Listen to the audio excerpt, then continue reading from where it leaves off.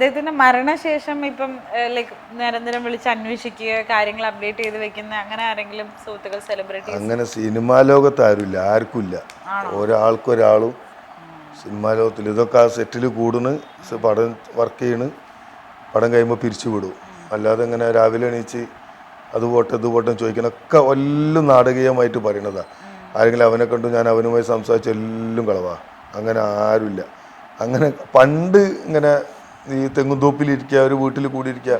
ഇപ്പം കാരവനൊക്കെ ആയില്ലേ, ഒരാളൊരു ബന്ധുമില്ല. ആ ഷോട്ടിന് റെഡി ആകുമ്പോൾ മാത്രം വരെ തീരെ പരിചയമില്ലാത്ത ആൾക്കാർ വന്നിട്ട് കൈ കൊടുപ്പം. നമ്മൾ സംസാരിച്ചില്ലേ, ആദ്യമായിട്ട് കണ്ട് സംസാരിക്കും. ഇങ്ങനെ കാണുമ്പോൾ പിന്നെ നമ്മൾ കുറേ സംസാരിക്കും പോലെ പറയും. നമ്മളിപ്പോൾ ഇതിങ്ങനെ പറയല്ലേ, പറയാൻ വേണ്ടി ചെയ്യണല്ലോ. അതുപോലെ തന്നെ ആ ഷൂട്ടിന് വേണ്ടി മാത്രം അഭിനയിക്കും. ബാക്കി അത് കഴിഞ്ഞാൽ അപ്പോൾ ഒരുമ്പെട്ട വന്ന സിനിമയിൽ അഭിനയിക്കാൻ പോയി. അപ്പോൾ ജാഫർക്കൊക്കെ ഒരു കാരവൻ ഉണ്ട്. ജാഫർക്കിൻ്റെ ഷോട്ട് ജാഫർക്ക് വരും, ഇന്ദ്രൻ സെട്ടും വരും, ഇല്ലെങ്കിൽ മറ്റൊരു ഇങ്ങനെയൊക്കെ തന്നെ.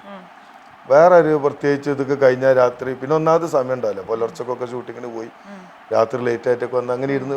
മുമ്പൊന്നും അങ്ങനെയല്ല. മുമ്പ് ഒരു റൂമിൽ എല്ലാവരും കൂടി ഷീറ്റ് കളിച്ചിരിക്കും. ഇവിടെ കുതിരട്ട് മപ്പേടിൻ്റെ വീട് ഇവിടെ അടുത്താണ്.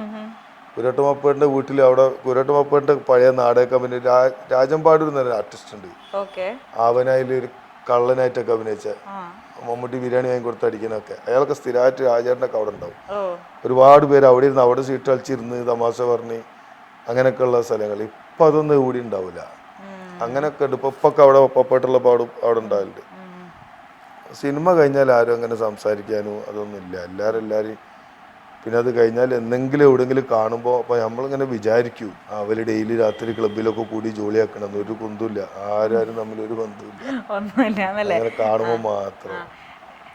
ഇനിയിപ്പം സിനിമാ രംഗത്തേക്ക് സിനിമ അഭിനയിച്ച് വേറൊരു പൊട്ടിച്ചൂട്ട് എന്നൊരു പടം ചെയ്യാനുണ്ട്. അപ്പം മാസം ലാസ്റ്റൊക്കെ ഷൂട്ടിങ് തുടങ്ങും. അത് 2-3 പടം പറഞ്ഞാണ് എന്നെ വിളിച്ചാലൊക്കെ. ഒന്നിൽ പോലീസായിട്ട് അഭിനയിച്ചത്, CI ആയിട്ട്.